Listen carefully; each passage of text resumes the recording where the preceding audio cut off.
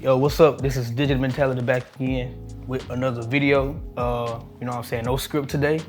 Like the last video I said, I'm not gonna do no scripts. I'm just gonna come in, maybe have a few talking points up here, but for the most part, I'm gonna go straight from the dome because that's the best way to talk to people, you know, that, in my opinion.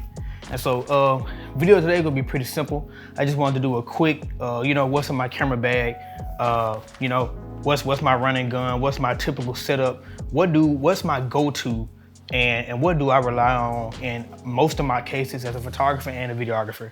I pretty much try to carry, you know, a little mix of you know, photo equipment and video equipment in my bag just to make sure that I can, you know, operate in any scenario at any time in any way possible. So let's get into it. So we're gonna start from camera bodies. So my baby, this is my baby, the Panasonic S1R. Not a lot of people use this camera. At least I know. I honestly only know one more person that uses this, and they're not even in my state. And so I can probably say that I'm maybe one of the only ones in Mississippi that uses the Panasonic S1R for you know, photography work. And of course, everybody go to Canon, Sony, you know, because they're top right now, and Nikon. I look at it like this. I started off with Panasonic when I wanted to do 4K video. I started off with the Panasonic GH4. And then I was like, look, when this came out and I was doing photography, I wanted to stick to the Panasonic gang, you know what I'm saying? Like, you know, I was a fanboy by that time because I had got the GH5 and I really didn't want to stray. And so I ended up getting this for photography. And, you know, I just put some examples on the screen. This camera has given me some incredible work. And I think people sleep on it because a lot of times when I post work on Instagram, people ask me like, well, what are you shooting with? I mean, I shoot with the Panasonic S1R. And they'll be like, what's that? I'm like, exactly. So, you know, most of the time, the quality of my photos will look much different than other people's, but just off, you know, the sheer body alone. And so, man, Panasonic S1R, this is my baby. All right, what we got next? Second camera body, Sony A7S3. The Sony A7S3. So let me tell you why I got this. I just talked about being a Panasonic fanboy and how I was sticking to Panasonic. So with my job at the university as a producer, I was given the opportunity to get the Panasonic S1H. And it's like a small DSLR cinema camera. Small in terms of cinema cameras, not a DSLRs. It's actually quite big. But I used the S1H for over a year with my job and I love the camera, but it's a few things that I don't like about it, and that's really the autofocus. I have a YouTube page, of course, I'm recording right now. I want to vlog, I want to make videos, and I also, usually I want someone else to record the video for me, and I can't expect people to have the video equipment that I want, and so I was like, well, let me get the Sony A7S3, that way I can record behind the scenes or get my brother or my friend or my girlfriend to do it, and it'll be easy because the autofocus on this thing is perfect, right? As opposed to the S1H, and so really got this for vlogging and behind the scenes purposes. And I mean, in addition, great video specs, 4K 120, you know, where can you go wrong? And so, and it's a small body, and I've been trying to pack light and do stuff way lighter. I really don't do too many like really huge projects that I would need an S1H and a whole rig on, and I can put a matte box and do the whole nine. And with this, you can obviously do the same, but for a lot of shoots that I do, behind the scenes promo shoots, I can take this and I can really, you know, use the active stabilization, get some handheld shots, make it look really good. And this is, you know, usually all I would need. So, you know, it's to each his own for each photographer and videographer, right? So yeah, the Sony A7S3. And I'm going to put the link in the description of all this stuff and how much, to links where you can buy these stuff if you're interested in checking it out, or, you know, possibly saving for some stuff. So I'm gonna set these to the side. What we got next? Now we're gonna go to lenses. And the first lens I'm gonna show is, you know what, I'm not gonna start with this one. I'm gonna start with the oldest lens that I have, which is the Canon 24-70 2.8, and this is the the L version. I want to say it's the Mark 1 version because there's a Mark 2 that the school actually have, and it's actually 10 times better than this one in terms of sharpness, and it's actually lighter. This is heavy. It's almost like a brick. But this lens has went through a lot. As you can see, there's a lot of dings on it. But this is like, you know, this is old faithful right here. If I needed a zoom lens, if I need anything, then, you know, this is pretty much what I use. And you may ask, well, you just showed a Panasonic camera and a Sony camera, why you have a Canon lens? Well, we'll get to that later, but, you know, right now I'm gonna keep, you know, going through the lenses. I'm going from oldest to new. And so next we have a Sigma E-mount 30mm 1.4 DCDN lens, which is an APS-C lens.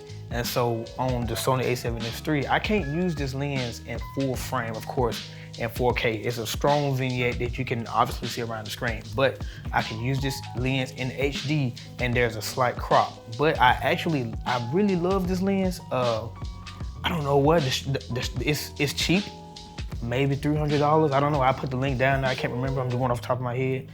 But really light, really easy to carry, and man, it looks good. It looks good to me. For those that don't want to cash out on G Master lenses or some Zeiss lenses for your Sony, check out some of the Sigmas like DCDN lenses because they're pretty cheap, affordable, and they get the job done. So yeah. All right, now we're going back to Panasonic, and this is the 24-105 f4 Lumix. Now this is really the standard lens you get with the Panasonic S1R, S1, and S1H. This will be considered the kit lens. Now, a lot of people talk about how kit lenses suck. A lot of times they really do suck, especially the ones that come with Canon, that horrible 18-55, 2.5 to 5.6, worst lens known to man.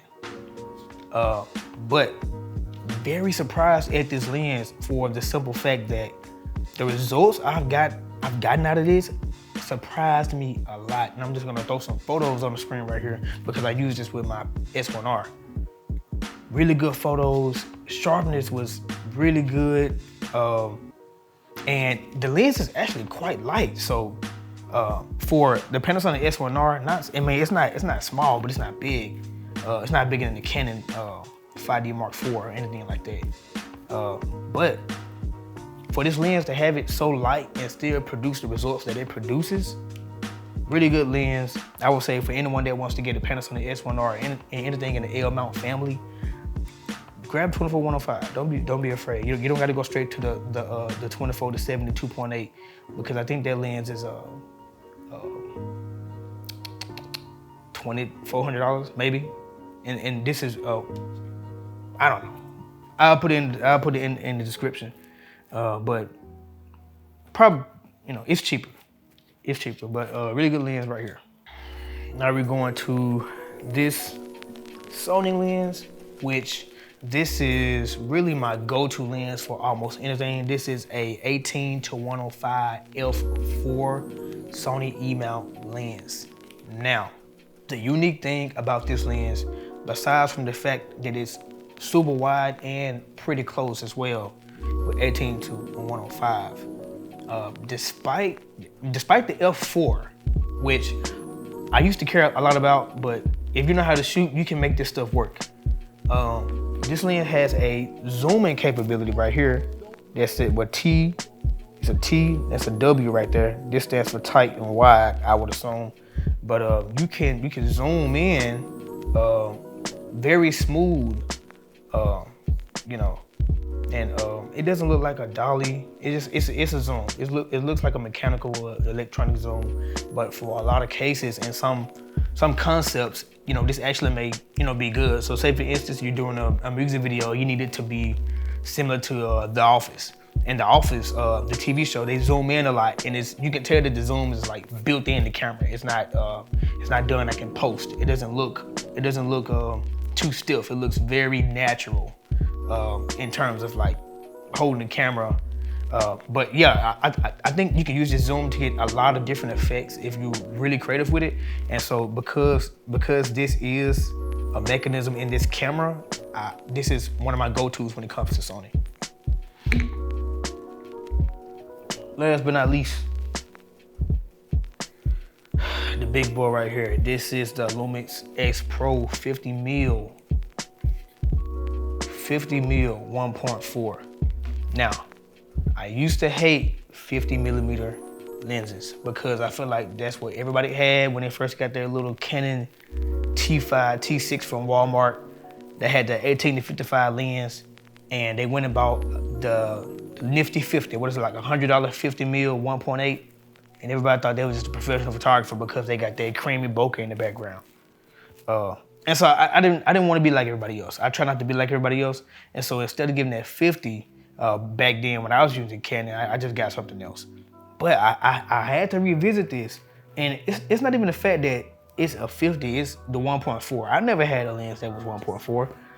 This 30 1.4 on this Sony is technically not a 1.4 because it's an APS-C. It's probably a 2.2 to some crazy number like that.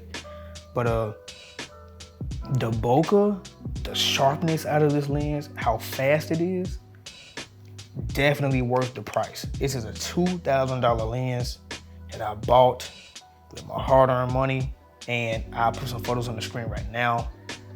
This lens looks amazing. I'm very, very happy with this lens. I think I want my next buy to be the 24-70 2.8, the Lumix S Pro, because it's heavy, but it's durable. This is really good quality, and you're paying for quality. That's what you want, that's what you get. The Godox AD200.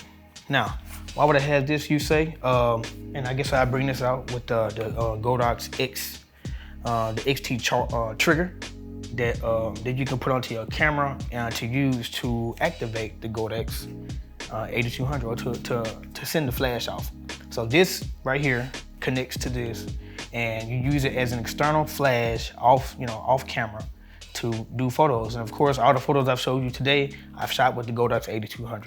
Now I do have a Godox AD400 that I kind of try to use in studio because it's a little bigger. So if you see anything in studio, it may be this and the AD400, but for the most part, I've had this longer. You can tell it's actually quite beat up, but still works. And this is really my workhorse, man. It's small, compact. You can put it in your backpack and go. You don't have to bring an extra bag or anything like that.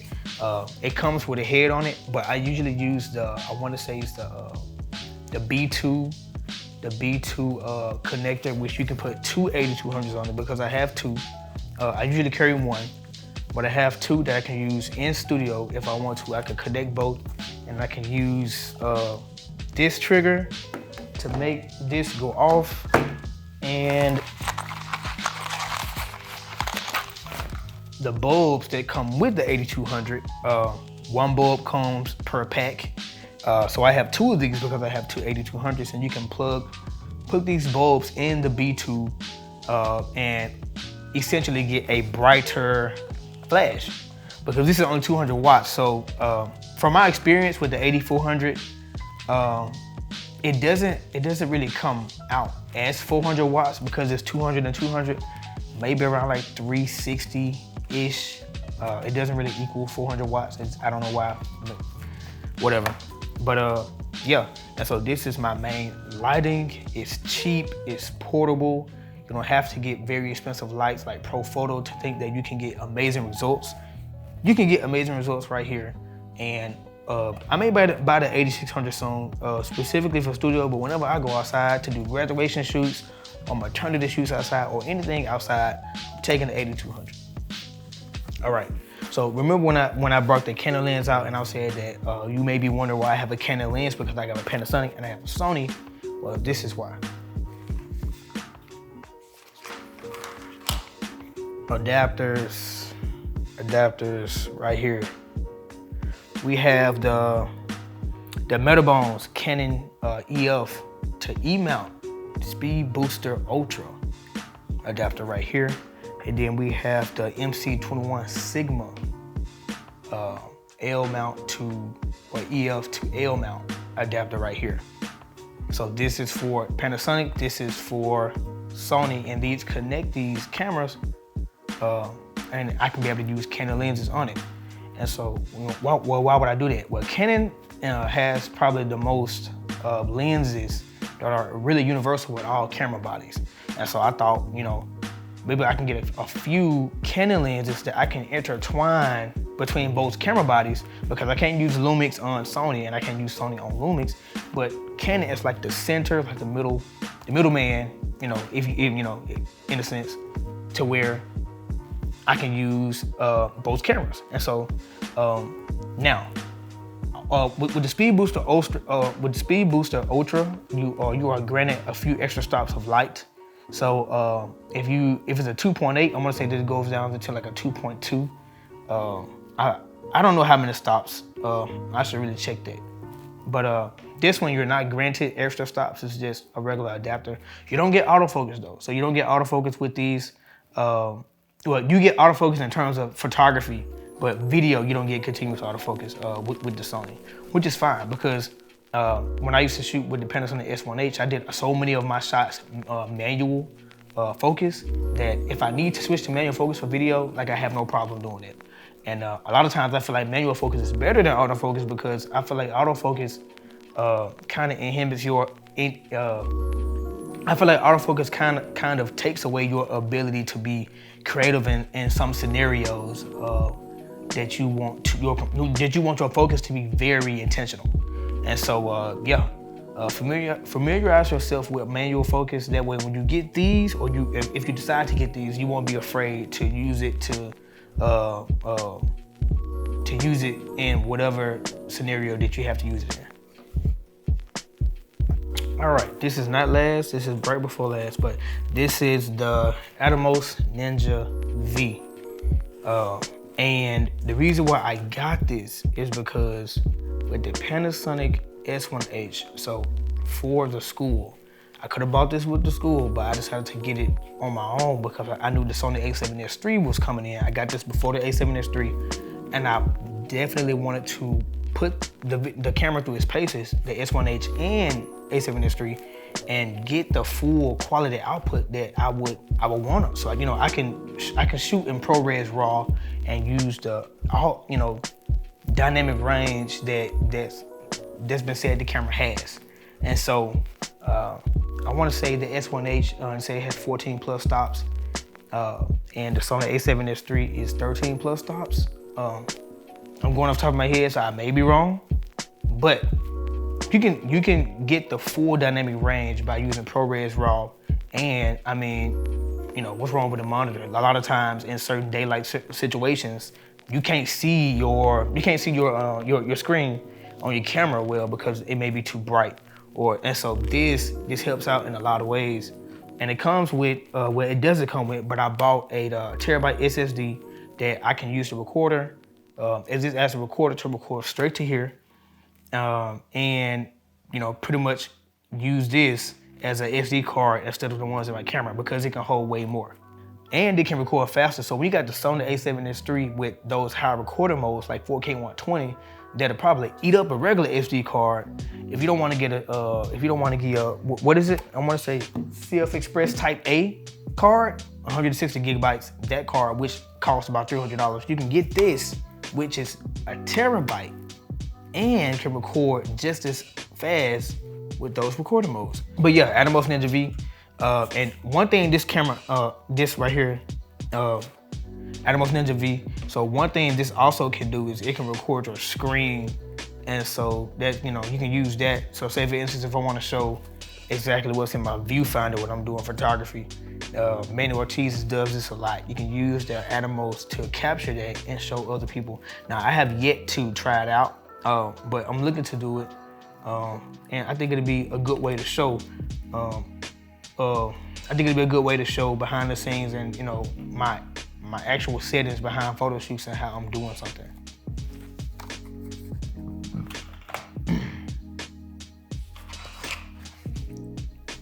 Last but not last, I got a few ND filters. We have a TIFFEN 67 mil, and then I have two Hoya ND filters, 177 and 172. And what ND filters do is it's like sunglasses for your camera. If it's too bright outside, you can pop these on and kind of dim the background so it won't be blown out, depending on your situations. I didn't used to use ND filters for some odd reason. That's back when I wasn't, I guess I wasn't as serious, but these have saved my butt in a lot of situations. And I do want the Peter McKinnon ones, but they are expensive. And I know I've got a lot of other expensive equipment. I just haven't took the time to invest in them, but I definitely will. So shout out to Peter McKinnon. Gonna try those out. Everybody said those are some of the best filters. And so got to get those, but yeah, try these out on your camera. Go look at before and after videos of stuff on YouTube with cameras when people shooting without ND filters and people shooting with them. And you'll see the results and see why you need them. Last but not least, we have these Sennheiser recorders. Right? So these are audio recorders that you can use. You can connect one to the camera. This is actually the one that I have connected to the camera right now because I have two sets. And so this is the transmitter, this is the receiver, which I'm talking through right now. So all the audio you've been hearing has come through this Sennheiser recorder, and I'll put the link in below. I really like these. I think the audio sounds very good, very professional, and it sounds really good straight out of the camera. Of course, I tweaked the audio just a little bit to sound exactly how I want it to sound, or to take some high off and to take some low off, or maybe to add some low. But this captures a good amount of bass and mid and treble, in my opinion, when it comes to audio frequencies. And so out of all the videos I do, interviews, you know, I kind of use that and grab this little lapel right here, clip it on to whoever you're interviewing, and just do some good audio. But yeah, you want to have some really good audio for your videos. Audio and lighting makes a lot of the difference. As you can see, this isn't the same environment as last time, but that's because I do have a studio, but it's currently being worked on at the moment, and I plan to move all of this, or this whole thing, into there. But you know, for time being, we're gonna be right here, and when we move things there, it's gonna start look a bit more professional in the sense of lighting, audio, and just having everything be legit. You know what I'm saying? So, but yeah, I didn't want to waste time and, you know, just wait till everything was perfect. I wanted to get in and just start doing these videos right now by any means, since I do have the equipment and I'm making time for it. So yeah, Sennheiser, check these out. You can look at some reviews on YouTube, and y'all let me know what y'all think about this video. That's pretty much all I got for y'all. Hit me on my Instagram at Sean Films, my business Instagram at Digital Mentality, Twitter at Sean Films, TikTok at Sean Films, no underscores, Sean Films, and Films is with a PH. So let me know other videos you want to see.